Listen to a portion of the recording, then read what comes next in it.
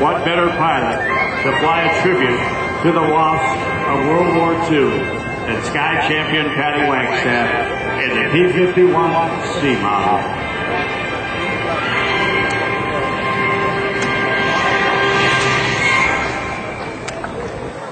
Now, Patty's going to be leaving the runway, folks, and we're going to go into the segment that will show you a wide variety of World War II fighters and then a wide variety of World War II fighters with their bombers. On the other side of the runway, final preparations are being made for gasoline and dynamite. Low and to your right, the mighty Lancaster bomber. Watch and listen, only two left in the world, Rolls-Royce Merlin Patrick engine.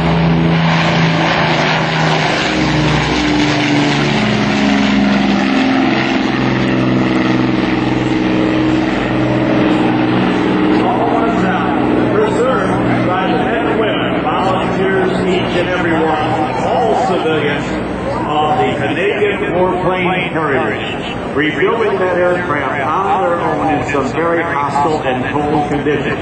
Next, low and to the right, the aircraft made famous by Jimmy Doolittle in the beautiful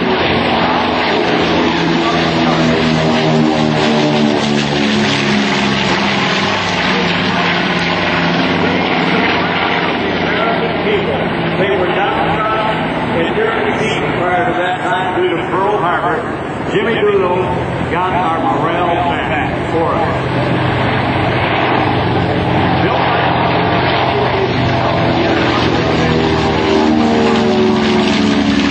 Taking off very small, big A-grade with a fully loaded twin engine. Bomber of World War II, never designed to be able to get off the ground or a surface in that distance. Of course, our P-17, the Flying Fortress, following our P-25 Lancaster Airborne. Not sure if we're going to have one or two of these pristine airplanes flying for us today, but how fitting the aircraft that the Mustangs were continually escorting all the way into the fight. 12,731 of those aircraft came off the assembly line at Boeing. The first flight, 1935, the test plane known as the X-299, was ready for World War II. Today, only about 1% of those exist.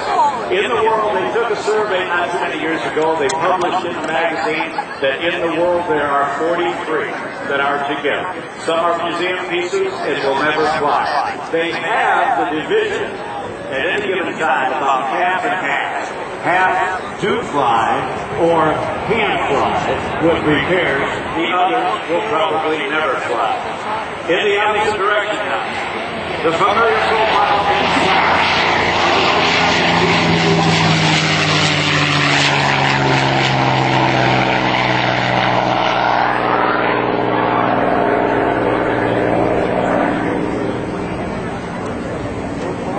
What you'll see with today's comparison fighter flight, we're not only going to have the P-51s, we're going to have the P-47s, P-38s, the P-63 King Cobra. I don't know if the P-47s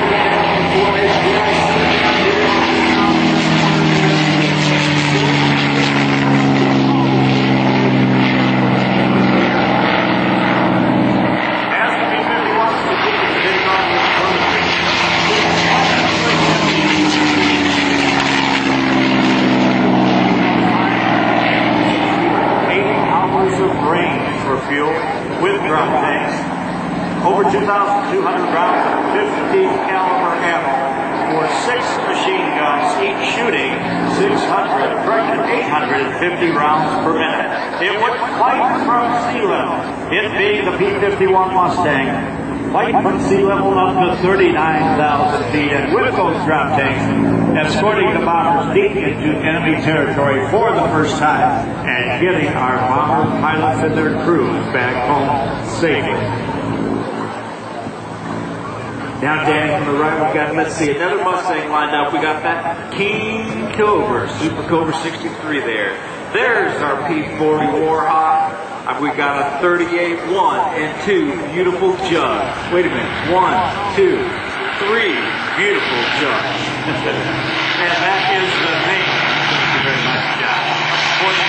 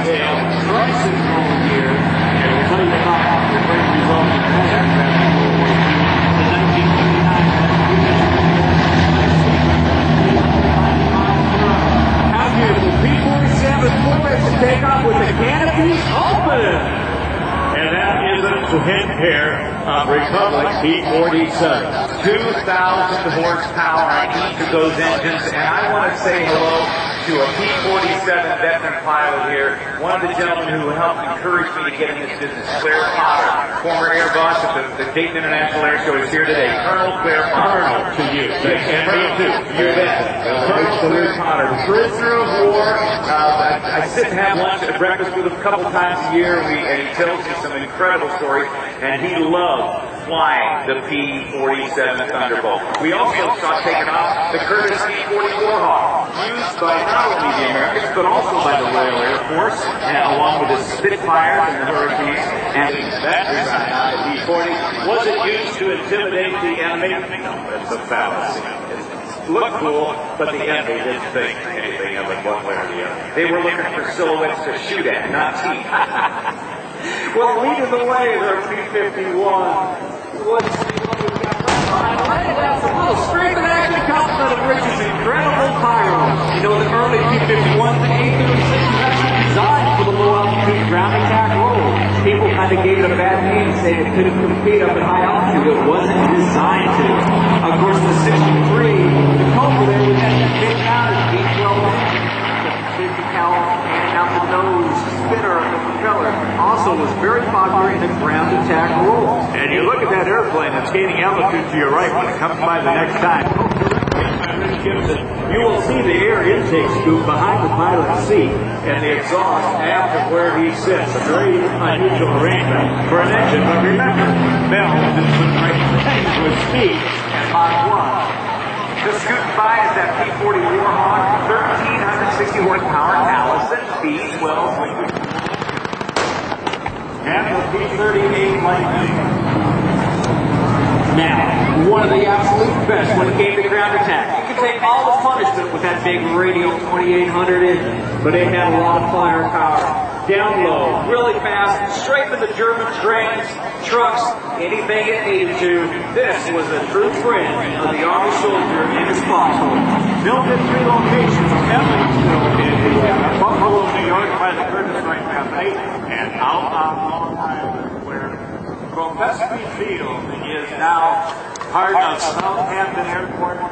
Major Gabby Zabreski was the base commander there in the reserves.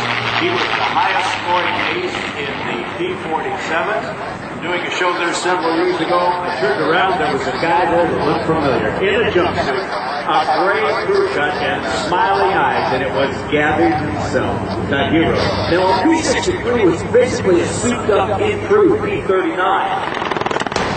Not too long on the U.S., but built in the thousands and shipped to the Russians over the Lend-Lease program, flown over Alaska through the ocean chain. They were very successful in deploying ground attack aircraft on the Eastern Front. Bell, too, was going to be instrumental in developing a jet aircraft after World War II. Although it was not successful, they were in the development mode, and every bit of that helps the next company or the next year. And ultimately, Chuck Yeager would have some fun with a Bell airplane and like the speed of sound. The XS-1. Now, with the P-38 Lanc coming inbound, the P-40 over top, we are seeing more. I think we have more V-12 engines here than anything else that existed. And that's the twin Allison engines powering the P-38 Lightning and the twin boom P-38 responsible for the highest scoring ace of World War II and the second highest scoring ace of World War II. They were Richard Ball and Tommy McCoy, 40 kills.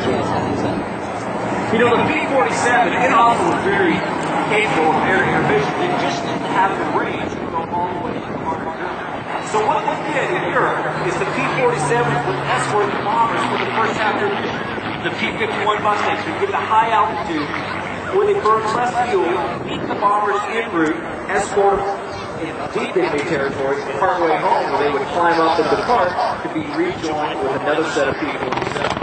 And it was developing those long-range tanks in many aircraft. The B-47 tanks came out in about late 1943 or 1944 and changed the way a bomber pilot felt about being able to get home from a daylight bombing run. Being surrounded by and P-38s and P-51s with their drop tanks and their high fuel loads. Of course, the P-40 sit on Wheeler Field, Hawaii, December 7th, 41. One of the few fighters that did actually get airborne to try to defend Pearl Harbor. At the time, though, it just wasn't the fastest, it wasn't the sharpest turn to the highest horsepower fighter, and it very quickly found that these newer, better aircraft surpassed it in World War II. However, the Flying Tigers took all of those disadvantages that have been written about the Curtiss P-40 already behind when it was introduced. It was a variant or an extension or an improvement from the P-38. When you do that, you're going to get a little help, but you're not going to have a revolutionary airplane. The book is called God is My Co-Pilot. It's about the Flying Tigers. They were taught tactics. Don't fight the Jam Zero in his arena. You fight in your arena. Do what the Curtiss P-40 can do, and then get away, find him up. And with those tactics, the Flying Tigers, the same Flying Tigers, had a kill rate of about 11.5 to 1. Those P-40 Flying Tigers also used by the Royal Air Force. And with purchasing production at its capacity, the folks at the British Purchasing Commission went to North American Aviation and said, could you, Dutch Kindleberger, the president of North American, put together that you guys build more P-40 flights? Depending on the story read, either they said they didn't want to build somebody else's airplane, or they just had some other ideas. Whatever the situation was, they said it was 120 days, and they came up with this Lancaster and this amazing airplane that later became the P-51 Mustang. Unfortunately, the engines didn't live up to the wings and the fuselage. It was the American-built Allison engine. It provided lackluster performance for that super fuselage. Then, when meeting up with the Rolls-Royce Merlin, or Packard Merlin, built by the Packard Motor Car Company of Detroit, now you had some teeth. Now you had an extra 100 miles per hour, up to 505 knots of speed. Mach 7.2 in today's performance arena. And you also had a gunfight arena that used to cap out around 25,000 feet, could easily go up to 35,000 feet. And then, with that engine as well, long-range bomber transport. I cannot emphasize that enough. Going on a daylight bombing range in a B-24 or a B-17, folks, was almost a suicide mission. You see a lot of TV shows that are really sappy about, we love more than this. We're going to tell you about a movie called 12 O'Clock High. It depicts the real life, how bad it was, how cruel it was, how grueling it was, and how demoralizing it was to lose your colleagues day after day after day. Back in, I believe it was August of 1943, Black Thursday, some 40% of the bomber crews were lost, and that was 10 airmen in each of those heavy bombers that were lost, either had to bail out or were actually shot down and killed over Germany. The tactics that were flown, some of them, they were just too vulnerable to the Luftwaffe fighters, and these poor gunners, and the waist gunners in the top turret and the ball turret and the tail, were sometimes having a little errant shots. Well, can you imagine, too, the Air Force was ready to accept a 10% loss on every single mission. When you realize that an air crew had to fly 100 missions before they could go home, and 10% were going to get lost every mission, things were not in your favor at all, Rob. No, they certainly were not. And if you look here, we see this is a very rare aircraft. Notice the door. There's no canopy like a typical airplane. There's a door like an automobile in this thing. It's like a flying Packard. The P-63 King Cobra.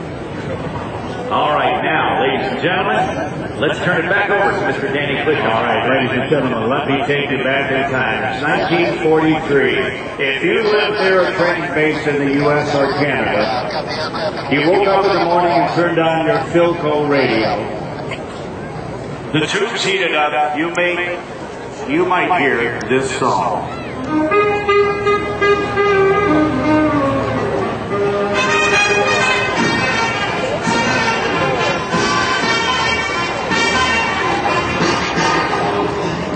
And all day long you would hear the sounds of training, because we learned a valuable lesson in World War I, that flight and combat training were essential for longevity.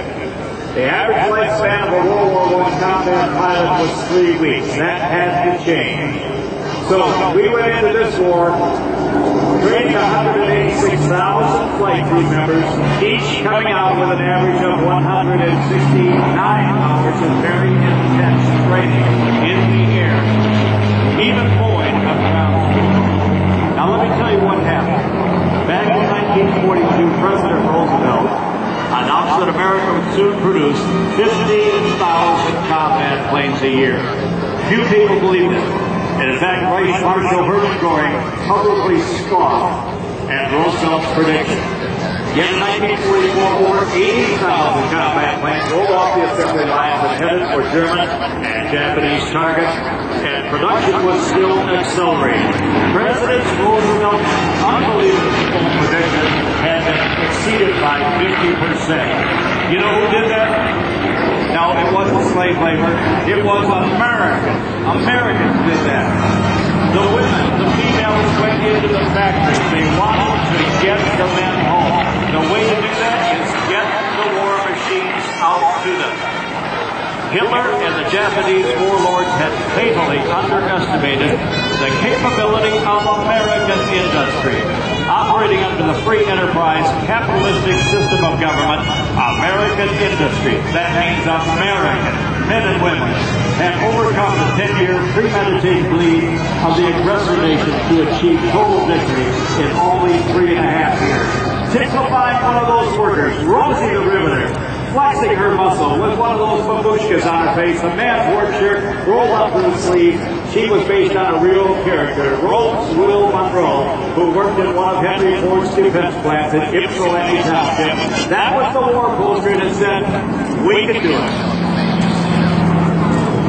Well, as our B-17 flying by, you see the top turns, the belly turn, of course, the tail guns, and the waist guns. You gotta realize that they were flying those airplanes not in beautiful days like today, but the winter, the cold, foggy England, at altitude, unpressurized. The crews wearing insulated leather coveralls, electric heating fingers and boots, but still facing freezing temperatures day in and day out along with flat. Now, as we see the Lancaster bomber coming by, 4 now Rolls-Royce Merlin B-12 engines, only 2 flying wheels, right on target from that huge bomb bay. And that was the bomb bay that held the bomb they called the Grand Slam. 21,980 pounds of one single bomb. Now these airplanes, the Lancs, as they were called by their crew members, also involved in that skip bombing, where in order to bust the enemy's dams that produce power for the war effort for the enemy, they would drop a bomb which would ricochet across the water and hopefully hit the dam. That was near suicide mission. As it turned out, they were not that effective. But there is a movie called The Dam Busters that you need to rent or see. It shows how by using lights that came from 2 different sources on the airplane and overlapping where the light hit the water, that was the they would throw out a bomb much like a bowling ball. Hopefully it would skip enough time and hit the structure of the dam and crumble it. A good theory. In reality, it didn't do that much damage as it's been written. Not my opinion. That's for sure.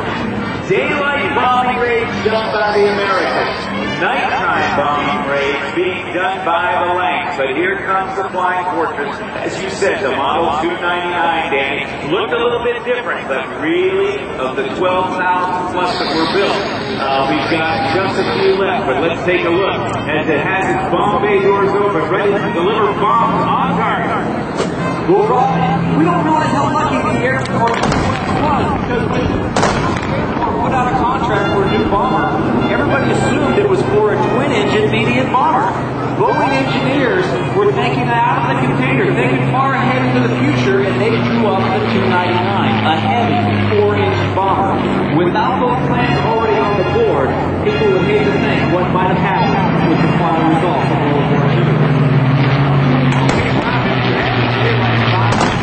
You're a U.S. bomber, 500 crew. Why do you have to get up at 3 a.m.? So that you can be be off the ground by 7 a.m. Oh, I thought Wayne was given the mission brief. He would have loved that. It is so incredible that from all of the over 100 bases I recall in Great Britain, with landing fields of 5,000 or so feet, routinely the B-17s and B-24s were taken off with gross weights beyond what they were designed. They could not be refueled, and yet and with mainspring wristwatches, they were taken off into the clouds and trying to group up and form up over the English Channel, and dozens of bombers were lost just as long over Great Britain. The B-25 missile bomber, as you see, as Danny told you, was involved in that new little raid, but proved itself extremely capable in the southwest area, Pacific area of operations. And it was one of the most heavily modified aircraft of all of World War II in terms of field modifications and factory modifications.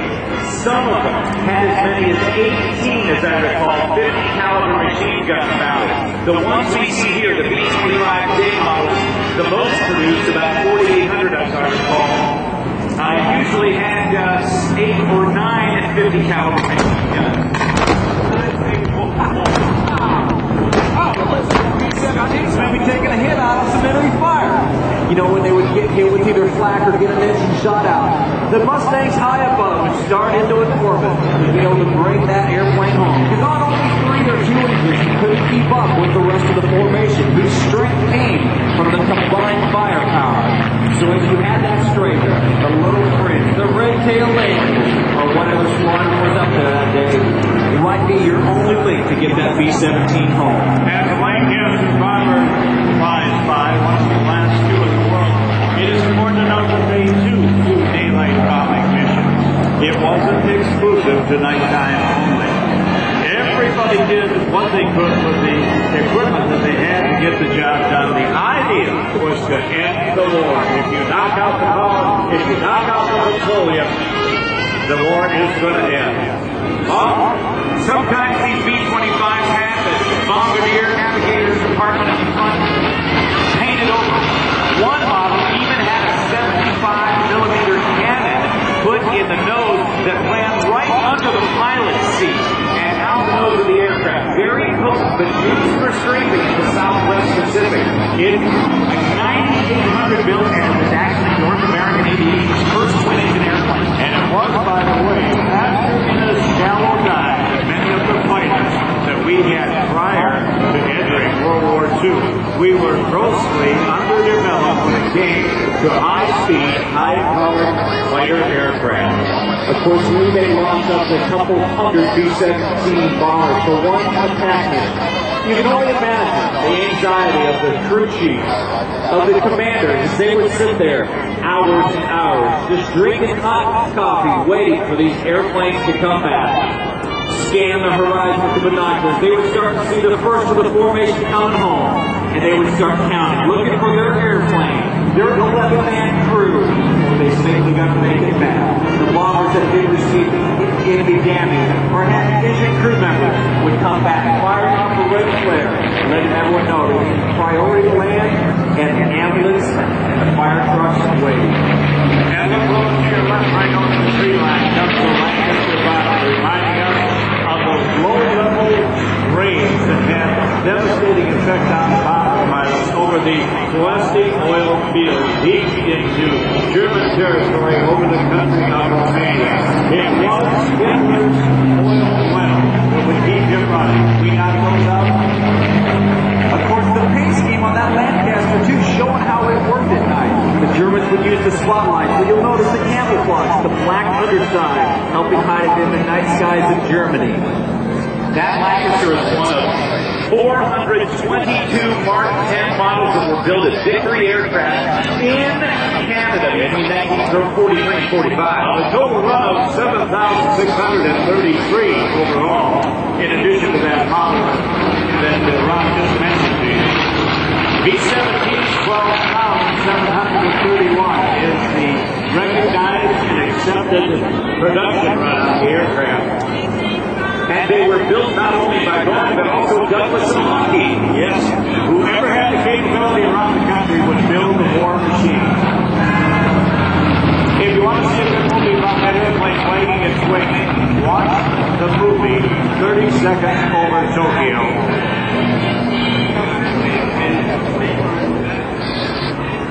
Depicting in the Hollywood fashion and was some real film about the aircraft departing the Hornet and heading for their target. If you want to see a good movie about the airplane coming in low and to your left, about how things really were, the movie 12 O'Clock High with Gregory Peck, 1949 Warner Brothers release. In there, some great wartime footage, but it showed how things were. It wasn't all this snappy, oh, let's go out and get the enemy, pop, pop, pop, all this fun. Guys watched their buddies die. They deliberately wouldn't make friends with new crew members thinking that they would go on their first mission and never come back. Of course, we know what the bombers did in the war. However, the Women Air Service pilots, they were flying all these airplanes as well. That's how those bombers and fighters got to the front. The Women Air Service pilots, they weighed in 110 pounds, with all the flying skill and guts of the men, were transporting these airplanes every day across the country. They would climb out of a P-47 at noon, get into a P-17 at 1 o'clock, fly all the way up to the East Coast to meet a deportation ship or flight, jump on a train, ride through the night, get in another airplane, and continue the job. You see, it was a total effort. Some say that America was never as close and as tight and as focused as it was in World War II. I will let you be the judge of that. But you heard today and seen today that the black African Americans, they got in. They helped. The women went to the factory. The women who could fly flew the airplanes to the men, and the men were in harm's way. It was a total team effort, and I can tell you, Rosie the Riveter and the men who couldn't go out into the service, the kids who were too young, the men who were too old, worked in some damn factory, hour after hour, under grueling production rates. The gals could fit into the inside of a fuselage and hold the riveting devices to get the fuselage riveted, hour after hour, noise and some pollution, and they get off dead tired after a 12 or 13-hour shift, asked to work a little bit longer, get the production up a little bit higher. That is the only reason that we exceeded that production run that was predicted by President Roosevelt and not believed by anybody except America. Men and women who were out there, they're the ones that did the job. From coast to coast, American citizens made it work because they wanted it, not because they were forced to. Indeed. As the Lancaster comes down here, just think, nearly 68 years ago, the Lancaster made its first flight, January of 1941. And I will say, God bless the members of the organizations, civilians who keep these airplanes flying with their fundraisers and their dances and their USO events and selling dog tags at air shows. In Canada, it's the Canadian Warplane Heritage. Civilian men and women who keep them flying. In the U.S., it's the Commemorative Air Force, joined by the Warbirds of America, a division of the EAA, the Yankee Air Force, and other organizations who keep these airplanes. No, they said, it's okay to have a museum airplane. Ours are going to fly. You know how much it costs to overhaul these rare engines? You know a replacement part perhaps is not available? They call all of the B-17 orders and say, we had a failure of this component. We're going to do one. You want us to do one for you? And believe me, all of the other operators say, yes, do one for me. That cooperation keeps them in the air as well. How that twin-engine bomber got off the deck of a USS Hornet is a miracle in itself, but here's the technique they use. Developed in the state of Florida. They would put the trim tab all the way back to the aft portion, right against the snout. Flaps would go full down. The pilots would pull the yoke back into their lap. They would run the power up to 44 inches, release the brakes as the airplane was shuddering, go to full power, and then at a predetermined speed, both pilots would shove the yoke forward. The nose strut would compress, and then like a boomerang, it would lift the nose of the airplane off, hoping to get the rest of the airplane off as well. Of the aircraft that took off from the Hornet, one pilot put his flaps full down, thought he was going back to neutral, went back to the half-flat position. on film in that movie, 30 Seconds Over Tokyo. He goes down below the bow of the Hornet. Looks like he's going in the drink and he's going to get run over by the boat. And then, as an act from a supreme being, a wing comes up and spanks the bottom of the airplane and flies off of that wing to do their mission. And that's on tape in that movie. That's on film, I should say. That's a great part of that film.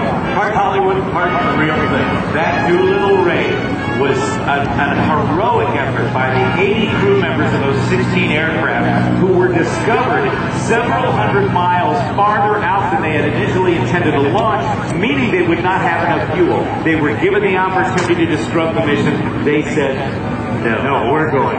Now look low to your left, rolling out the B-17, coming back from a mission deep into enemy territory.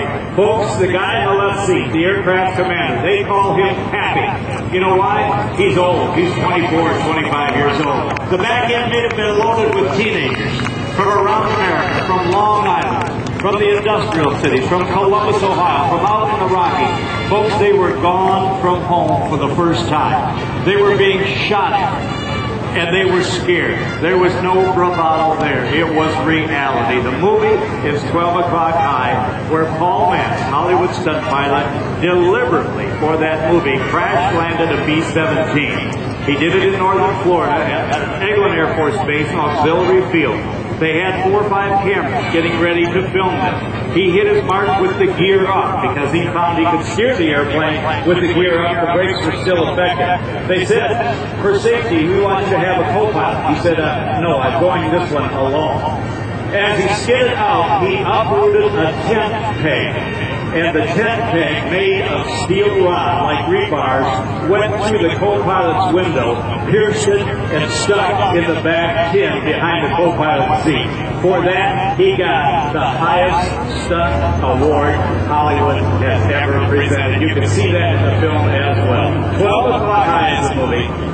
The real thing. Paul Mance, one of the greatest aviation pilots in the film industry ever, had the opportunity after World War II to buy the largest, he had the largest, almost the second largest air force in the world. Seventh largest air force. Seventh largest air force in the world with surplus aircraft. He couldn't afford to keep them all, sold them all off, but kept, among others, a B-25 bomber that became an aerial photography platform like none other. It was used for the new concept called CinemaScope. Yeah, CinemaScope. And by the way, it is still out there filming today. My squadron, down home, flying in the IMAX movie, Fireflies, we flew the B-25 down home, Idaho. They were mostly operated with Steve Hitler, one of the guys from Planes of Fame, operating that aircraft. You can shoot off the top, you can shoot off the tail, it's wide open, shoot off the nose, of course. They polish that all up for you. And the last time we were in that was the Iron Eagle 3, the 80s, with Lou Gossett Jr., which ran in the theaters for about 10 days. Too long.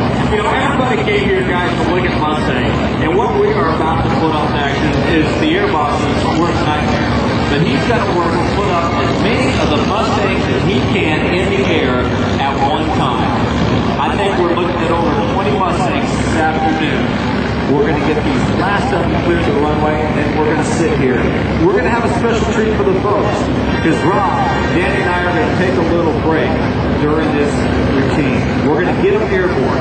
Ed Hamster Hamill is going to fly with the Air Force Reserve, and then we're going to sit back and just watch wave after wave, flight after flight of Mustangs high above in these beautiful Ohio skies. Rob? Oh, you're right, Paul. That Jughead, I was thinking